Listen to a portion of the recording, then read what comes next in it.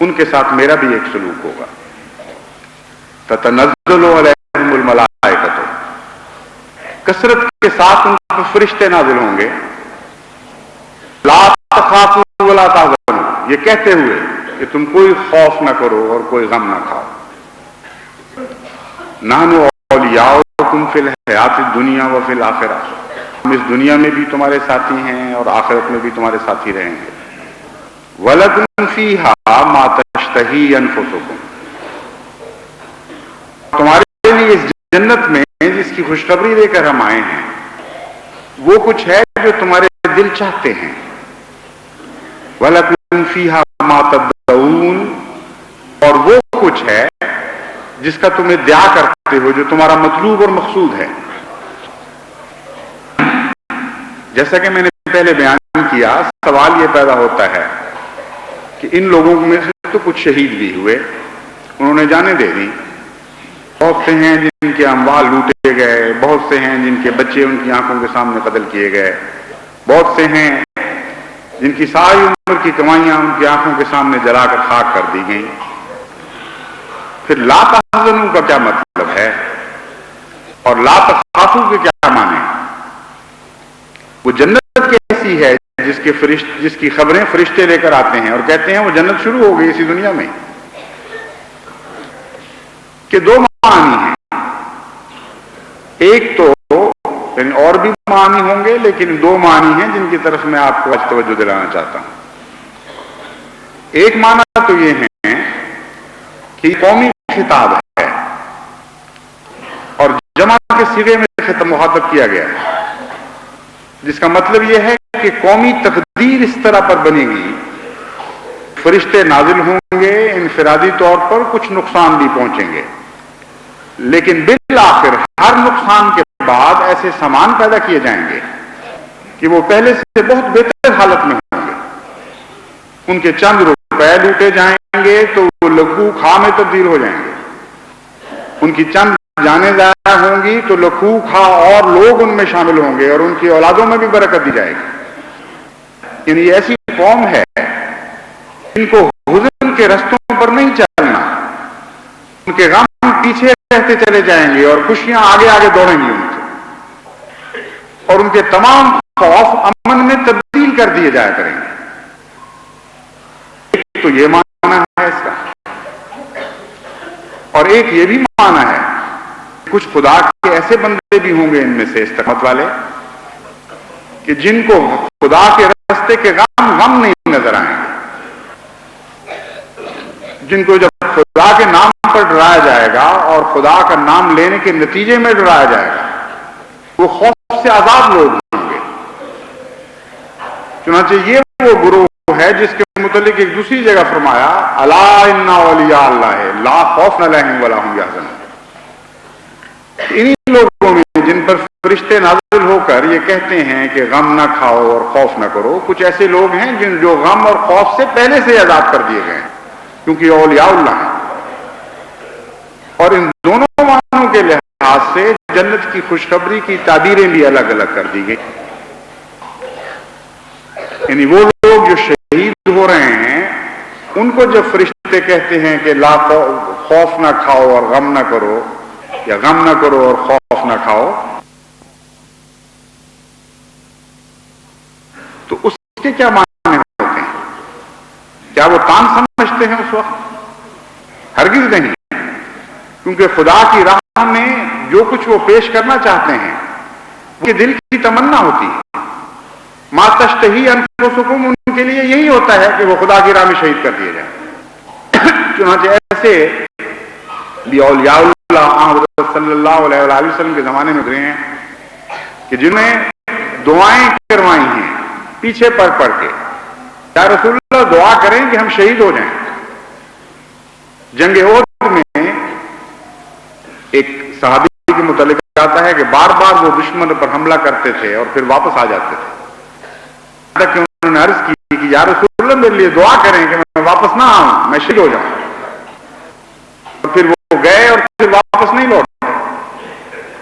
تو لوگوں کی جنتیں یہ ہو جاتی ہیں خدا کی راہ میں قربانیاں دینا. یہ نہیں کہ فرشتے ان سے دھوکہ کر رہے ہوتے ہیں اور طفل تسلیاں دے رہے ہوتے ہیں، جس طرح غریب مائیں بعض دفعہ چاہتی تو ہیں کہ بچے کی خواہش پوری کریں لیکن نہیں کر سکتی، متصل تسلیاں دیتی ہیں کہ بچے کوئی بات نہیں، ابھی مل جائے گا تمہیں، پیسے آ جائیں گے، ابو گھر آ جائیں گے. لیکن خدا تو اس قسم کا نہیں ہے غریب ماں کی طرح. خدا کے فرشتے تو خالی ہاتھ نہیں ہوا کرتے. ہاں اللہ ان کے دلوں پر نظر ڈالتا ہے اور جانتا ہے کہ ان کی دل کی اصل تمنائیں ہیں کیا. بس وہ فرشتے یہ کہتے ہوئے آتے ہیں کہ یہی تو جنت تھی جس کا تم انتظار کر رہے تھے. بس یہ جنت لے کر ہم آ گئے ہیں. وہ مسکراہٹ ان شہداء کے چہروں پر دیکھی گئی، اسی جنت کی خوشخبری کی مسکراہٹ تھی. ان کے دل کی کیفیتوں کا حال دنیا والے نہیں جانتے، نہیں سمجھ سکتے، ان سے بے خبر ہیں. اس دنیا کے لوگ نہیں ہیں، یہ اہل بقا ہیں. اس فانی دنیا میں بھی بقا کی جنت پا جاتے ہیں اور ان کی دل کی کیفیت کے مطابق ان سے سلوک کیا جاتا ہے. بس وہ پہلے سے ہی غموں سے آزاد ہوتے ہیں اور خوف سے آزاد ہوتے ہیں، اور اس کے لیے سوال ہی نہیں پیدا ہوتا ان کے لیے کہ وہ کسی وقت بھی غم اور خوف کی حالت میں وقت گزار رہے ہیں. اللہ کے ساتھ زندہ رہتے ہیں. چنانچہ جہاں تک قومی تاریخ کا تعلق ہے، ظاہر میں بھی ایک خوف جنت میں بدلتا جاتا ہے. ہر حزن کے بدلے میں اتنا عطا کیا جاتا ہے. اس دنیا میں بھی وہ جنت نظر آنے لگتی ہے جو قربانیوں کے بعد جنت عطا کی جایا کرتی ہے. صحابہ کی تاریخ بھی اس پر گواہ ہے رضوان اللہ علیہم. اور ہم خدا کے عاجز بندے جس دور سے گزر رہے ہیں، ہم نے بھی بارہا یہی دیکھا کہ خدا کی راہ میں ایک احمدی نے اگر چند پیسے کا نقصان برداشت کیا تو اس کو سینکڑوں روپے اس کے نتیجے میں دیے گئے. سینکڑوں کا نقصان کیا تو ہزارہا عطا ہوئے، ہزاروں کا نقصان کیا تو لکھوکھا اس کو عطا ہوئے. بس جس جماعت کو یہ ضمانت ہو کہ تمہارا ہر غم خوشی میں تبدیل کر دیا جائے گا، وہ خدا کی راہ میں کس طرح پیچھے قدم ہٹا سکتی ہے؟ جس جماعت کی تاریخ یہ گواہ ہو کہ تمہارا ہر خوف امن میں تبدیل کر دیا جائے گا، کس طرح کسی خوف سے پیٹھ دکھا کر پیچھے بھاگ سکتی ہے؟ چنانچہ یہ وہ لوگ ہیں جن سے داعی اللہ پیدا ہوتے ہیں، آنکھوں میں آنکھیں ڈال کر مصائب کو دیکھنے والے، پھر آگے قدم بڑھانے والے. جانتے ہیں کہ ماضی ان کے لیے کیا لے کر آیا تھا، لیکن یہ بھی جانتے ہیں کہ ہر ایسے ماضی کے بعد خدا کے فرشتے ان کے لیے کیا لے کر آئے تھے. بس وہ گواہ ہوتے ہیں ان مصائب کے بھی، گواہ ہوتے ہیں ان جنتوں کے بھی جو ہمیشہ ان مصائب کے دور کے بعد ان کو عطا کی جاتی ہیں. تب جب وہ اللہ کی طرف بلاتے ہیں تو اللہ فرماتا ہے من احسن قولا ممن دعا الی اللہ وعمل صالحا. دیکھو دیکھو میرے ان بندوں سے زیادہ حسین ادعا دنیا میں کس کا ہو سکتا ہے. ان سارے ادوار سے گزرنے کے بعد یہ پھر میری طرف بلا رہے ہیں. یہ کہا تھا کہ رب ہمارا ہے، اب کہتے ہیں کہ تم بھی اسی رب کے ہو جاؤ. نتیجہ نکالتے ہیں وہ اس تجربے کے بعد کہ ہم تو ایسی عظیم شان دولت کو پا چکے ہیں کہ دل پھڑک رہا ہے کہ کاش تمہیں بھی یہ دولت نصیب ہو. اس جذبے اور اس جوش کے ساتھ وہ خدا کے دین کی طرف لوگوں کو بلاتے ہیں. یہی وہ لوگ ہیں جن کے متعلق ایک عرب شاعر کا شعر بڑی شان کے ساتھ چسپاں ہوتا ہے. وہ کہتا ہے وَلَا يَكْشِفُ الذُّرَّ إِلَّا ابْنُ غُرَّةٍ يَرَى غَمَرَاتِ الْمَوْتِ ثُمَّ يَزُورُهَا. وہ مصائب، یہ وہ جگہیں جہاں موت کے تاریک مصائب ہجوم کر رہے ہوتے ہیں اور ان کے چہرے رات کی طرح سیاہ ہوتے ہیں. ان مصائب کو کوئی کھول نہیں سکتا مگر آزاد ماں کا بیٹا، جو مصائب کی آنکھوں میں آنکھیں ڈالتا ہوا ان کی طرف بڑھتا ہے اور داخل ہوتا ہے اور ہر تاریکی کو نور اور روشنی میں تبدیل کر دیا جاتا ہے. موت کو ایک زندگی عطا کرتا ہے. بس یہ ہیں وہ لوگ رب اللہ کہنے والے اور استقامت دکھانے والے جن پر خدا کے فرشتے نازل ہوتے ہیں. کی ہر تاریکی نور میں تبدیل کی جاتی ہے، اور پھر ہر تاریکی کے میں بسنے والے کو نور کی طرف بلانے والے ہوتے ہیں، جن کا ہر غم خوشی میں تبدیل کر دیا جاتا ہے، اور وہ پھر دنیا کی طرف بڑھتے ہیں کہ آؤ ہم تمہارے غم بھی اٹھائیں اور تمہارے غموں کو بھی خوشیوں میں تبدیل کریں۔ یہ وہی لوگ ہیں جن کو خوف ڈراتے ہیں، لیکن وہ ان خوفوں سے خوف نہیں کھاتے، وہ دنیا کے خوف ہٹانے کے لیے ان دنیا کی طرف آگے بڑھتے ہیں۔ یہ ہیں وہ داعی اللہ جو ہمیں بننا ہوگا، کیونکہ یہ دنیا ہزار قسم کی ظلمات کا شکار ہے، ہزار خوفوں میں مبتلا ہے، ہزار حزن ہے جو سینوں کو چھلنی کیے ہوئے ہیں۔ اے احمدی آگے بڑھ اور ان خوفوں کو دور کر، ان اندھیروں کو روشنی میں تبدیل کر دے، اور غموں کو راحت و اطمینان میں تبدیل کر دے، کیونکہ تیرے مقدر میں یہ لکھا گیا ہے۔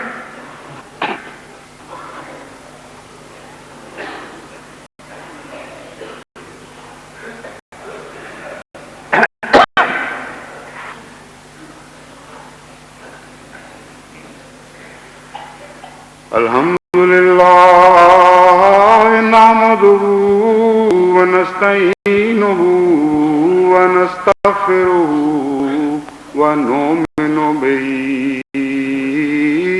ونتوکل علیہ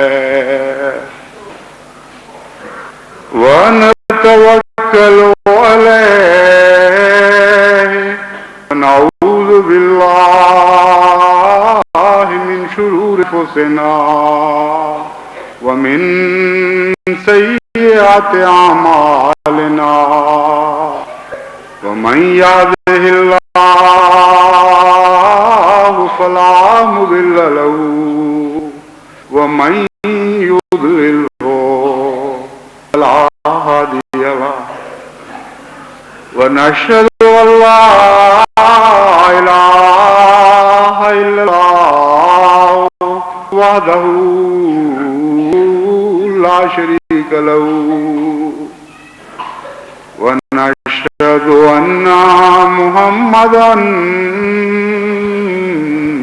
عبده ورسوله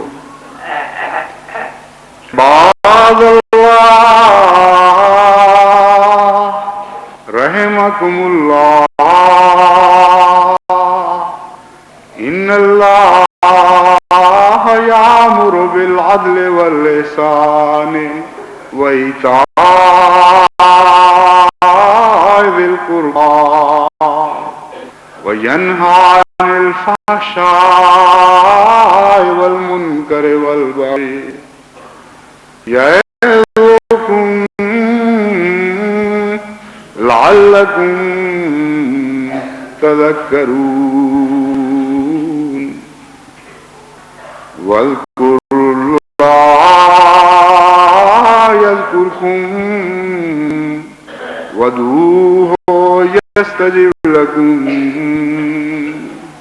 ولذكر الله أكبر